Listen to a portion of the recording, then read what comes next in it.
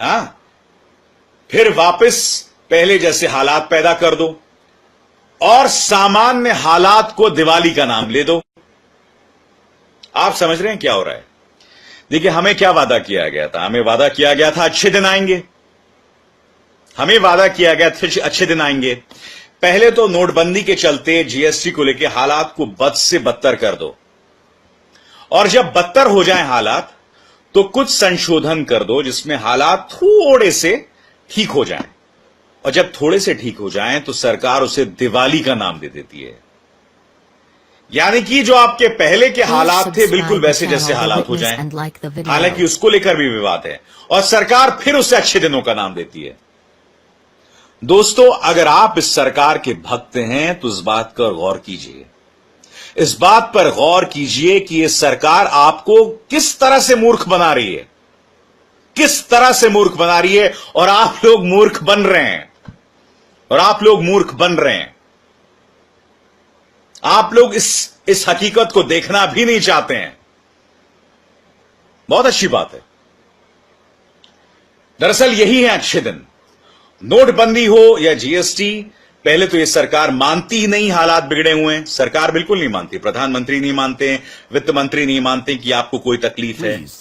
जमीन पर मैंने जाकर रिपोर्टिंग की है, नोटबंदी को लेकर मैंने लोगों की तकलीफ देखी है। पश्चिमी उत्तर प्रदेश में मैंने लोगों में हाहाकार देखा है।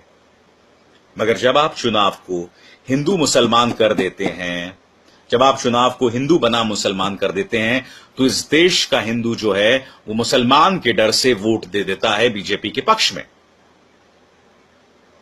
मगर आज मैं इस देश के मुसलमान से पूछना चाहता हूं कि वो माफ कीजिएगा, मैं आज इस देश के हिंदू से पूछना चाहता हूं कि वो मुसलमान तुम्हें किस तरह से असुरक्षित कर रहा है। क्या वो तुम्हारी नौकरियां खा रहा है? क्या वो तुम्हारे घर पे हमला कर रहा है? मगर कुछ ताकतें हैं जो उसे बदनाम कर रही हैं। अखलाक, पहलू, जुनैद, ढेरों मिसालें हैं। 25 मिसालें हैं गौरक्षा के नाम पे लोगों को जो मारा गया है। इन तमाम लोगों के साथ नाइंसाफी हुई है, उन्हें इंसाफ नहीं मिला है, मगर उसके बदले में उसके जो अत्याचारी थे उनके साथ इंसाफ किया गया है। उन्हें नौकरियां दी गई हैं, उसे सम्मानित किया गया है। यह हो रहा है इस देश में। मगर हकीकत यह है दोस्तों, आपको ये चीजें नहीं दिखाई देंगी, आपको नहीं दिखाई देंगी। आपको यह अंदाजा नहीं है कि यह देश और इसके समाज के साथ क्या किया जा रहा है। आप यह नहीं दिखाई दे रहा है आपको कि हमें किस तरह से बांटा जा रहा है, किस तरह का दोहराव पैदा किया जा रहा है। आप खुश हैं, आप खुश भी रहिए, आप खुश रहिए, आप अपनी मूर्खता में खुश रहिए। आपको अंदाजा नहीं कि भारत क्या था और उसे किस हालात में तब्दील किया जा रहा है। मैं एक हिंदू हूं, मैं एक राष्ट्रवादी हूं, मगर मुझे चिंता है कि मैं ये देश अपने बेटों के लिए क्या सौंप कर जा रहा हूं, अपने बच्चों के लिए क्या सौंप के जा रहा हूं।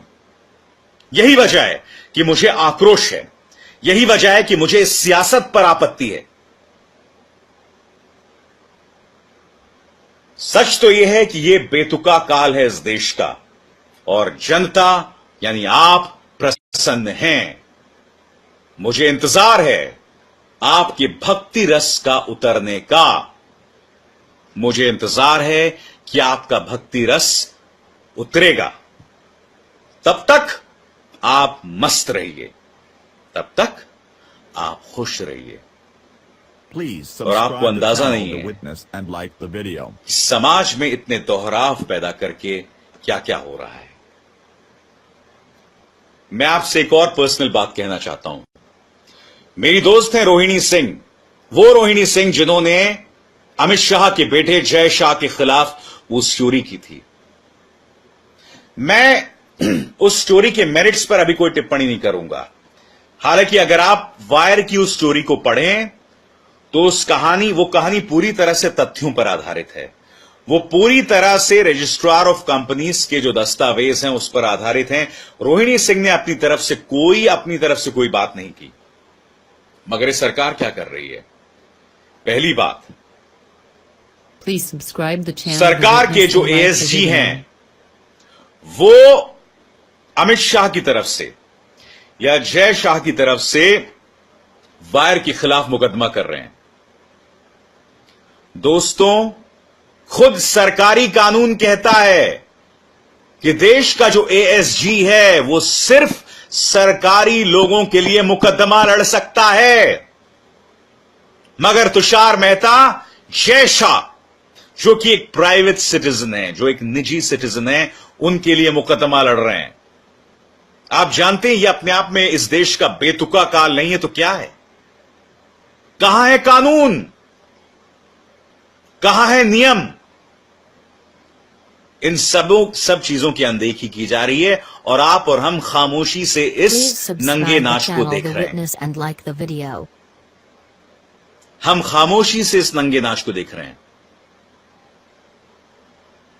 न्याय को कुचला जा रहा है, तर्क को कुचला जा रहा है, मगर हम भक्ति के आधार पर आगे बढ़ रहे हैं। हमें कोई परवाह नहीं है, हमें कोई परवाह नहीं है कि किस तरह से चीजों को कुचला जा रहा है। बहरहाल, जैसे मैंने कहा कि शनिवार की रात दोस्तों मेरा मन पत्रकारिता और खबरों की दुनिया से बहुत दूर रहता हूं। मैं ये वो वक्त रहता है जब मैं अपने परिवार को पूरी तरह से अपना वक्त देता हूं, मगर कुछ चीजें थीं जो मुझे लगातार असहज कर रही थी, जो मुझे डिस्टर्ब कर रही थी, और मुझे लगा कि मुझे आपसे रूबरू होना चाहिए। आप लोग अपना ख्याल रखिए। वीकेंड है, आज सैटरडे है, कल संडे है। मैं उम्मीद कर रहा हूं आप लोगों में से अधिकतर लोगों की छुट्टियां होंगी। अपने परिवार के साथ वक्त बिताइए, अपने बच्चों के साथ वक्त बिताइए, अपनी वाइफ, अपनी प्रेमिका, अपनी मां, उनके साथ वक्त बिताइए। यकीन मानिए, यही हमारा सरमाया है। जो मोहब्बत हमें अपने परिवार से मिलती है, यही हमारा सरमाया है। उससे बेहतर कुछ चीज नहीं है। मगर याद रखिएगा, अगर हमारे समाज के ताने बाने को तोड़ा जाएगा तो कहीं ना Please subscribe the channel The Witness and like the video.